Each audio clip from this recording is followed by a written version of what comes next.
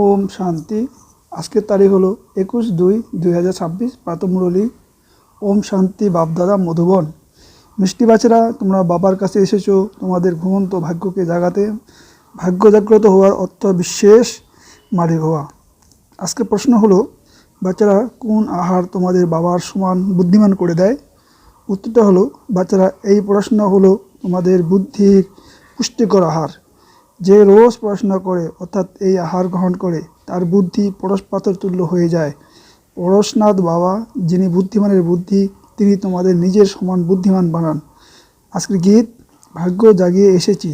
ওম শান্তি। এই গানের লাইন শুনেও মিষ্টি মিষ্টি বাচ্চাদের রোমাঞ্চিত হয়ে যাওয়া উচিত। এ তো সাধারণ গান, কিন্তু এর সার আর কেউ জানে না। বাবা এসে এই গীত, শাস্ত্র ইত্যাদির অর্থ বোঝান। মিষ্টি মিষ্টি বাচ্চারা এও জানে যে কলিযুগে সকলের ভাগ্যই ঘুমিয়ে আছে, সত্যযুগে সকলের ভাগ্যই জাগ্রত। এই ঘুমন্ত ভাগ্যকে জাগ্রত করেন আর শ্রীমত প্রদান করেন, অথবা ভাগ্য জাগ্রতকারী একমাত্র বাবাই। তিনি বসে বাচ্চাদের ভাগ্যকে জাগ্রত করেন। বাচ্চা যেমন জন্ম হলেই তার ভাগ্য জাগ্রত হয়। বাচ্চার জন্ম হলো আর সে জানতে পারে যে আমি উত্তরাধিকারী। এ হলো হুবহু অসীম জগতের কথা। বাচ্চারা জানে যে কল্প কল্প আমাদের ভাগ্য জাগ্রত হয়, আবার ঘুমিয়ে পড়ে। পবিত্র হলে ভাগ্য জাগ্রত হয়। পবিত্র গৃহস্থ আশ্রম বলা হয়। আশ্রম অক্ষর হলো পবিত্র। পবিত্র গৃহস্থ আশ্রম, এর বিপরীতে হলো অপবিত্র পতিত গৃহস্থ ধর্ম।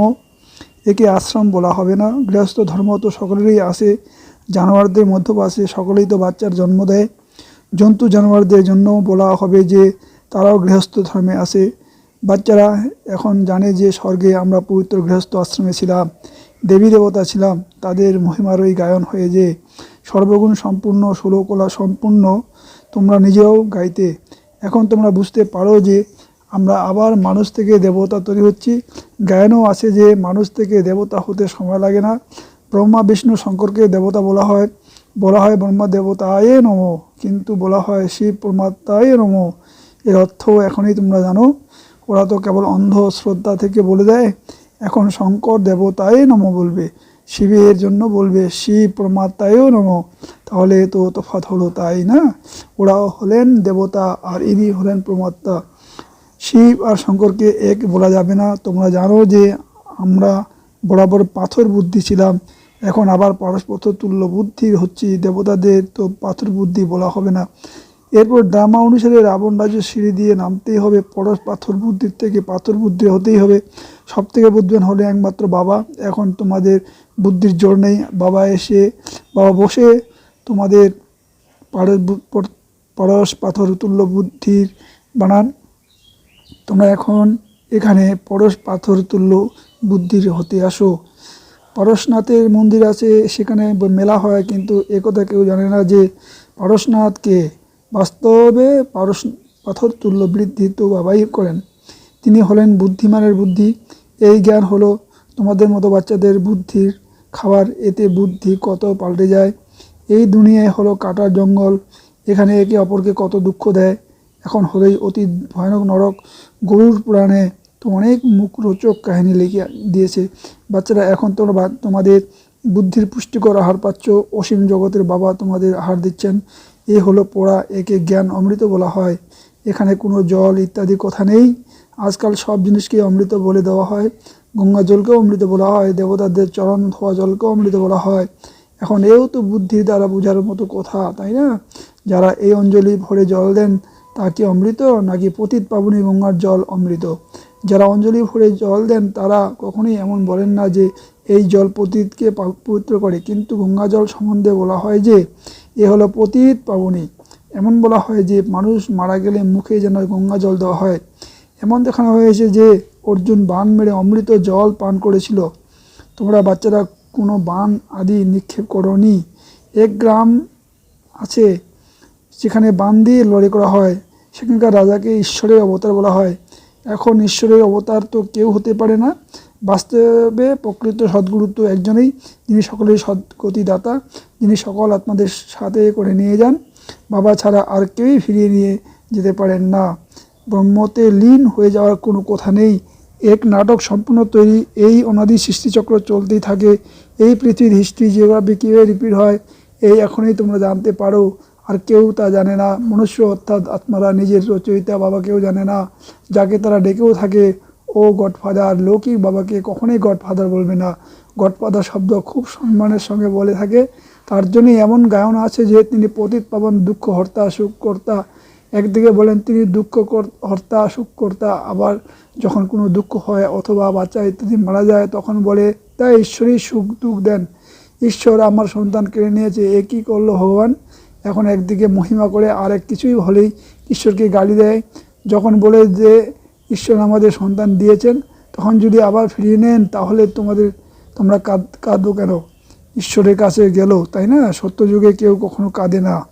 বাবা বোঝান যে কাঁদার তো কোনো দরকার নেই। আত্মার তার নিজের হিসেব নিকেশ অনুসারে গিয়ে অন্য কোথাও পার্ট প্লে করতে হবে। গান না থাকার কারণে মানুষ কত কান্নাকাটি করে, যেন পাগল হয়ে যায়। এখানে তো বাবা বোঝান মৃত্যু হলে তখনও হালুয়া খাও, তোমাদের নষ্ট মোহ হতে হবে। আমাদের তো একজনই অসীম জগতের পিতা আছেন, দ্বিতীয় আর কেউ নেই। বাচ্চাদের এমন অবস্থা হওয়া উচিত। মহজিৎ রাজার কথা তো শুনেছ, তাই না? এসব হলো চর্চিত কাহিনী। সত্যযুগে দুঃখের কোনো কথাই থাকে না, না সেখানে কোনো অকাল মৃত্যু হয়। বাচ্চারা জানে যে আমরা কালকে জয় করি। বাবাকে মহাকালও বলা হয়। কালেরও কাল, তোমাদেরকে কালকে জয় করান। অর্থাৎ কাল কখনোই তোমাদের গ্রাস করে না। কাল তো আত্মাদের গ্রাস করতে পারে না। আত্মা এক শরীর ত্যাগ করে অন্য শরীর ধারণ করে, একে বলা হয় কাল গ্রাস করেছে। বাকি কাল বলে কোনো কিছু হয় না। মানুষ মহিমা করতে থাকে কিন্তু কিছু বোঝে না। এমনও গায়ন অচ্যুতম ও কেশবম, অর্থাৎ অর্থ কিছুই বোঝে না। মানুষ যখন সম্পূর্ণ বোঝার বাইরে চলে গেছে, বাবা বোঝান যে এই 5 বিকারে তোমাদের বুদ্ধিকে কত খারাপ করে দেয়। কত মানুষ বদ্রীনাথ ইত্যাদি স্থানে যায়, আজ 2 লাখ গেল, কাল 4 লাখ গেল। বড় বড় অফিসাররাও তীর্থ করতে যায়, তোমরা তো যাও না। তখন ওরা বলবে এই বিকেরা তো নাস্তিক, কেননা এরা তো ভক্তি করে না। তোমরা আবার বলো যারা ভগবানকে জানে না তারাই নাস্তিক, বাবাকে তো কেউই জানে না। তাই এই দুনিয়াকে অনাথের দুনিয়া বলা হয়। সবাই নিজেদের মধ্যে কত লড়াই ঝগড়া করতে থাকে। এই সম্পূর্ণ দুনিয়া তো বাবার ঘর, তাই না? বাবা এই সম্পূর্ণ দুনিয়া বাচ্চাদের অতীত থেকে পবিত্র বানাতে আসেন। বরাবর অর্ধেক কল্প তো পবিত্র দুনিয়াই ছিল, তাই না? এমন গায়ন আছে যে রাম রাজা, রাম প্রজা, রামই সাহুকার। সেখানে তাহলে অধর্মের কথা কী হতে পারে? এমনও বলা হয় যে ওখানে বাঘে গরুতে একত্রে জল পান করে। তাহলে এই রাবণ ইত্যাদি ওখানে কীভাবে আসবে? কিছুই বুঝতে পারে না। বাইরের লোকেরা তো এইসব কথা শুনে হাসতে থাকে। বাচ্চারা তোমরা জানো এখন জ্ঞানের সাগর বাবা এসে আমাদের জ্ঞান দান করেন। এ তো পতিত দুনিয়া, তাই না? এখন তিনি কি প্রেরণার দ্বারা পতিতকে পবিত্র করবেন? মানুষ ডাকতে থাকে হে পতিত পাবন এসো, তুমি এসো আমাদের পবিত্র করো। তাহলে অবশ্যই তিনি এই ভারতেই এসেছিলেন। এখনও তিনি বলেন আমি জ্ঞানের সাগর, আমি এসেছি। বাচ্চারা তোমরা জানো যে শিব বাবার মধ্যেই সম্পূর্ণ জ্ঞান আছে। সেই বাবা বসে বাচ্চাদের এইসব কথা বুঝিয়ে বলেন। শাস্ত্রতে সব বলা হলো চর্চিত কাহিনী। নাম লিখে দিয়েছে ব্যাস, ভগবান শাস্ত্র লিখেছেন। এখন এই ব্যাস ছিলেন ভক্তি মার্গের, ইনি হলেন ব্যাসদেব, তিনি তার সন্তান, তোমরা হলে সুখদেব।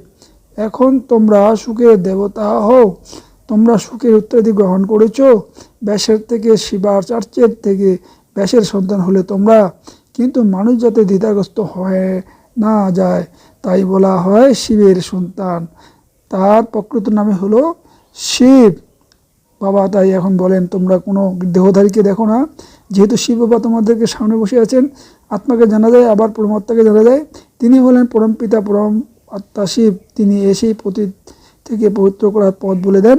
তিনি বলেন আমি তোমাদের আত্মাদের বাবা। আত্মাকে অনুভব করা যায় কিন্তু দেখা যায় না। বাবা জিজ্ঞেস করেন তোমরা কি এখন নিজে আত্মাকে অনুভব করছো? এত ছোট আত্মার মধ্যে এমন অবিনাশী পাঠ ভরা আছে যেমন এক রেকর্ডের মতো। তোমরা জানো যে আমরা আত্মারাই শরীর ধারণ করি। প্রথমে তোমরা দেহ অভিমানী ছিলে, এখন দেহি অভিমানী। তোমরা জানো যে আমরা আত্মার 84 জন্মগ্রহণ করি, এর কোনো অন্ত হয় না। কেউ কেউ জিজ্ঞেস করে এই ড্রামা করে কবে থেকে শুরু হয়েছিল? কিন্তু এ তো অনাদি, এর কখনোই কোনো বিনাশ হয় না। একে বলা হয় বানানো অবিনাশী ওয়ার্ল্ড ড্রামা। তাই বাবা বসে বাচ্চাদের এইসব বুঝে বলেন তোমরা লেখাপড়া না জানা, বাচ্চাদের লেখাপড়া শেখানো হয়। আত্মাই শরীরের ভিতরে থাকে। এ হলো পাথর বুদ্ধির জন্য ভোজন, বুদ্ধি আর প্রকৃত জ্ঞান পায়। বাচ্চারা, তোমাদের জন্য বাবা চিত্র বানিয়েছে, এ খুবই সহজ। এ হলো ত্রিমূর্তি ব্রহ্মা বিষ্ণু শঙ্কর। এখন ব্রহ্মাকেও ত্রিমূর্তি কেন বলা হয়?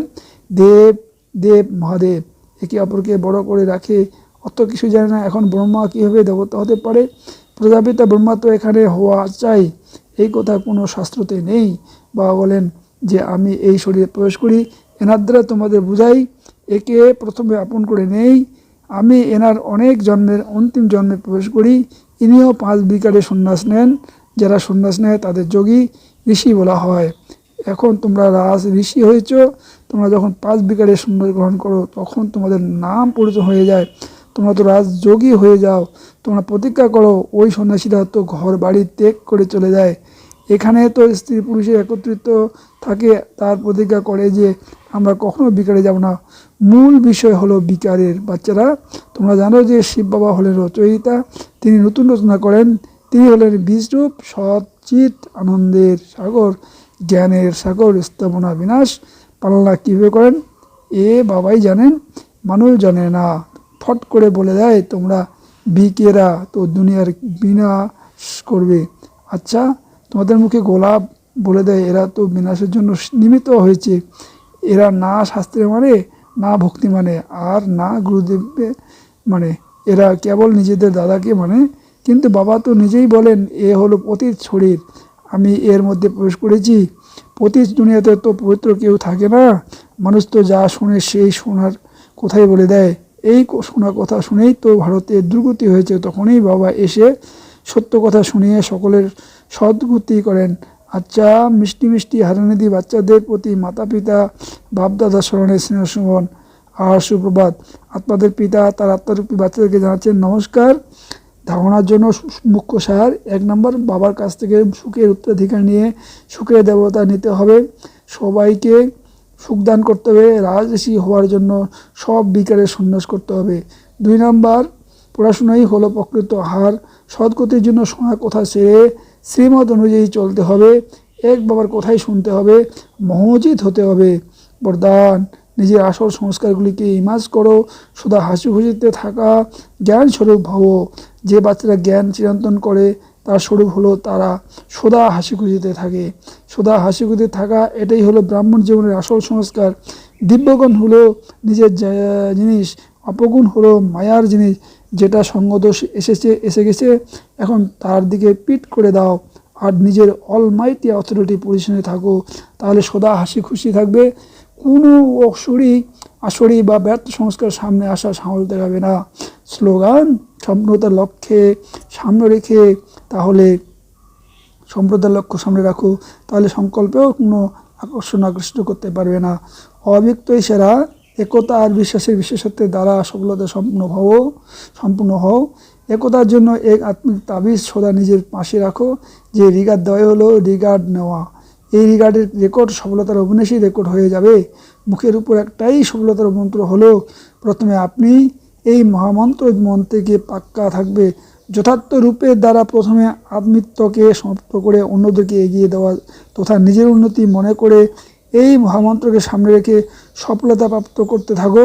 এই মন্ত্র আর তাবিজ সদা সাথে থাকলে প্রত্যক্ষতার নাগারার বেজে যাবে।